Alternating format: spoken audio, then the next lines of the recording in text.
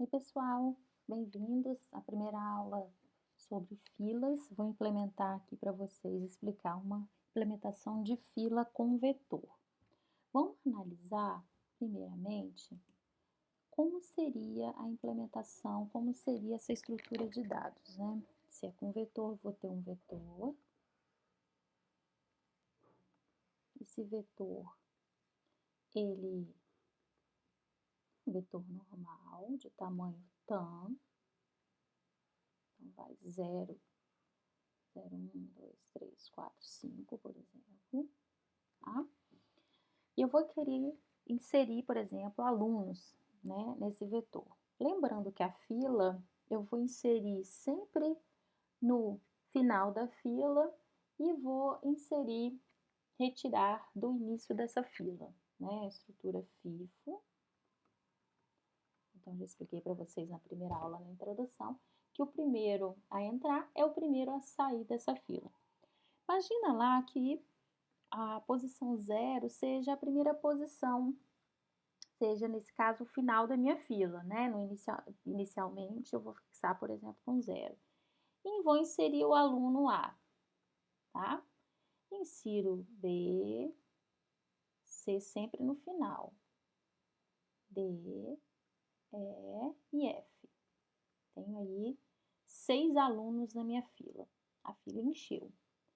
E o aluno A eu retiro, né? Sempre eu vou retirar do início da fila, é o primeiro que eu entrei, então o primeiro que vai sair. Retiro B, retiro C, e aí quero inserir um novo aluno, o G, por exemplo. Eu posso inserir G? Ora, cheguei na extremidade do meu vetor, na posição aqui 5. Aparentemente, eu não tenho mais posições aqui no vetor, no final. Porém, eu tenho 3 posições livres no início do meu vetor, né? O meu vetor não está cheio. Então, o que acontece nessa situação?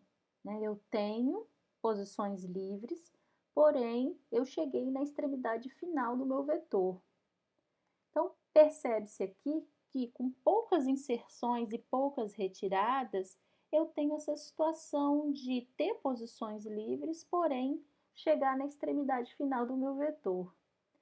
E é uma implementação, se eu tiver essa limitação, é uma implementação muito ruim, né? A gente tem que conseguir aproveitar as posições disponíveis no vetor.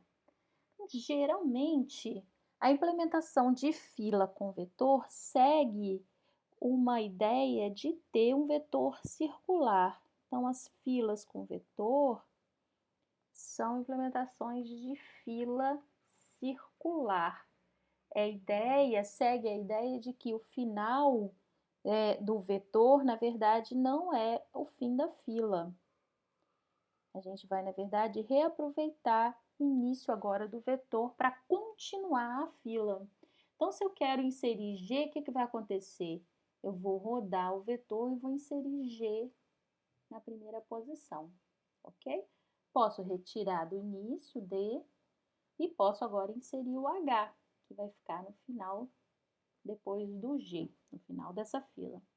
Tá certo? Nessa situação aqui, o que a gente tem? E está no início, vai ser o próximo a ser servido, vai ser retirado. F é o segundo, G é o terceiro, H é o quarto. Então, vejam aqui que os elementos, as posições dos elementos nessa fila não seguem mais os índices do vetor. A fila ela vai ser circular nesse vetor, agora é tudo relativo. Então, na implementação que eu vou mostrar para vocês, o que eu vou fixar? Eu vou fixar o índice de início dessa fila. Então, fixar no sentido assim, de eu guardar. Eu vou precisar guardar o início dessa fila e vou guardar o número de elementos nessa fila, que seria agora 4, N4, ok? Então, são as duas informações que eu vou guardar nessa fila. Como que eu acho a próxima posição livre para eu inserir nessa fila, nesse vetor? É um desafio aqui porque o vetor é circular. Então, eu não posso simplesmente, olha só, se o início é 4, mais N, que é o número de elementos dessa fila, se eu tenho que o índice aqui é o 4 mais n, que é 4, me daria 8.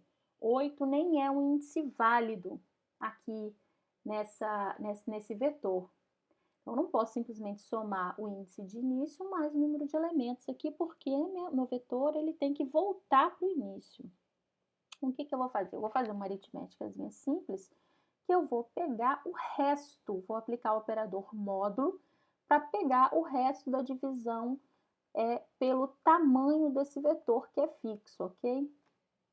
Então, nesse caso aqui, olha só, eu teria início Q